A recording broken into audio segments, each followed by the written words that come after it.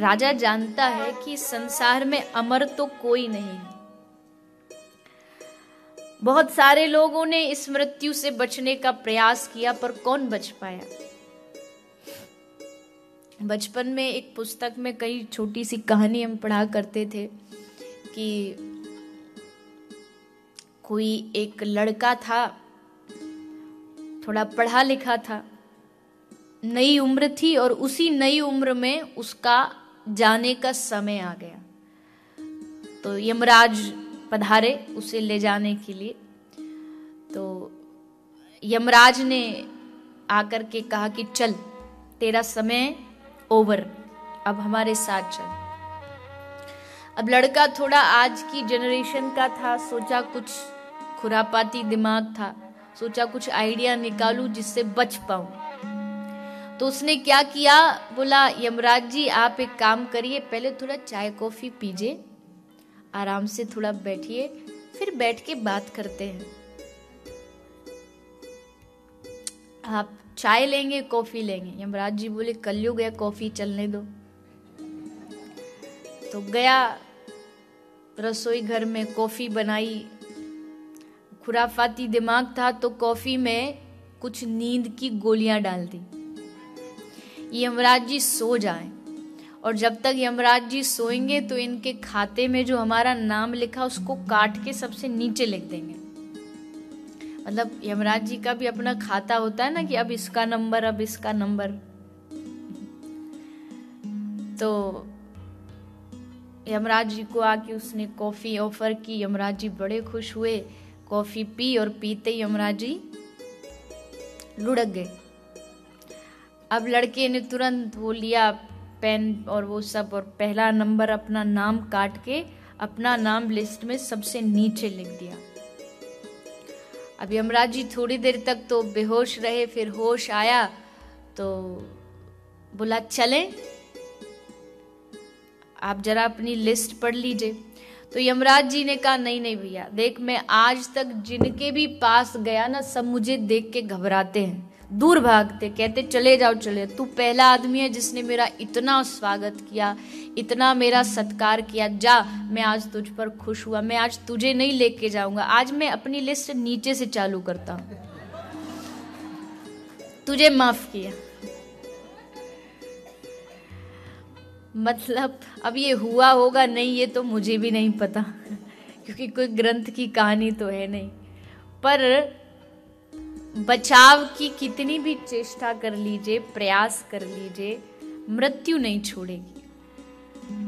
कितनी भी कोशिश कर, बहुत सारे लोग मृत्यु से बचने के लिए भगवान सावधानी देते, उसके बाल सफेद करते हैं तो वो रंग करा लेता है, कलर करा लेता है, उसको लगता है इससे मैं मृत्यु से बच जाऊं, पर इससे तो बचने वाला नहीं।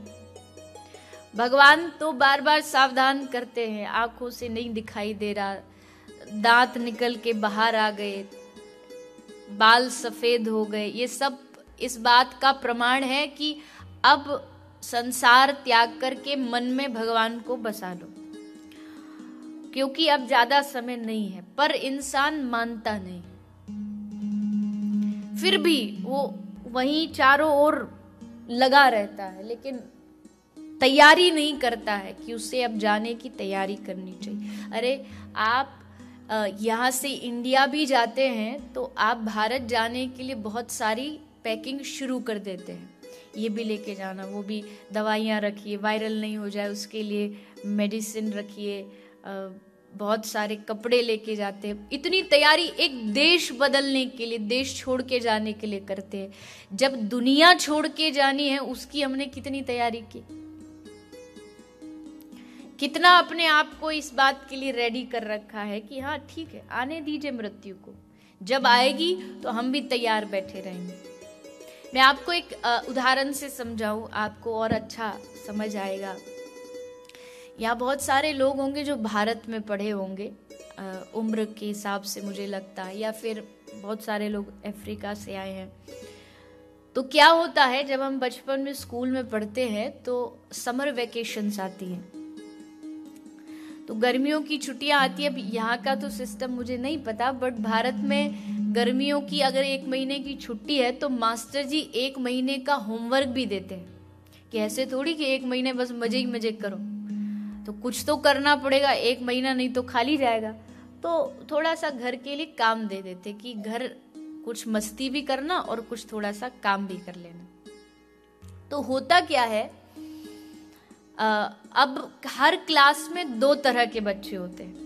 एक होते हैं बड़े बुद्धिमान, इंटेलिजेंट, और एक होते हैं जिनको कहते हैं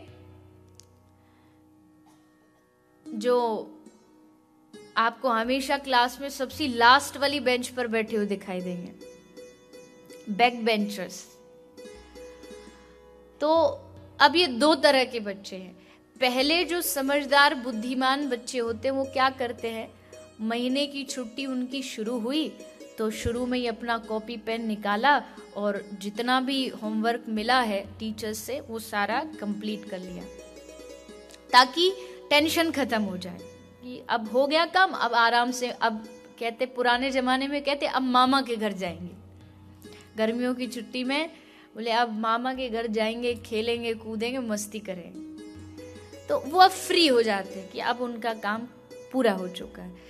बट एक जो दूसरी तरह के स्टूडेंट्स होते हैं वो क्या करते हैं, वो पूरा महीना अपना मस्ती में गुजारेंगे, खेलेंगे मस्ती करेंगे, यहाँ से वहां भागेंगे।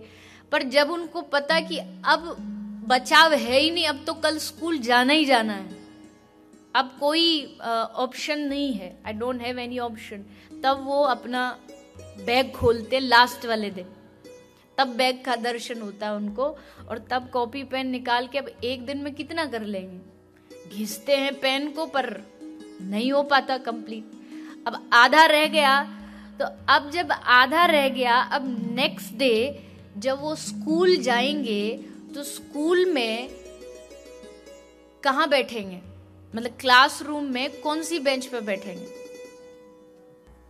कौन सी पे, ये जो पीछे वाली बोल रहे हैं इन सबको एक्सपीरियंस है अपना अपना। ये हम भी तो वही करते थे, पता है कैसे बचना चाहिए।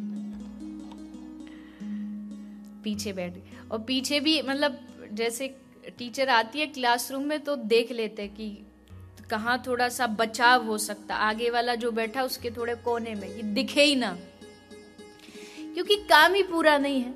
लेकिन एक बच्चा जिसका काम पूरा है वो जाएगा और अधिकार से, हक से क्लासरूम में फर्स्ट बेंच पे बैठेगा, क्योंकि उसे पता है कि मैंने अपना काम पूरा कर लिया है, अब मुझे किसी से डरने की आवश्यकता नहीं है। भगवान ने भी इस संसार रूपी क्लास में हम सबको परीक्षा के लिए भेजा है।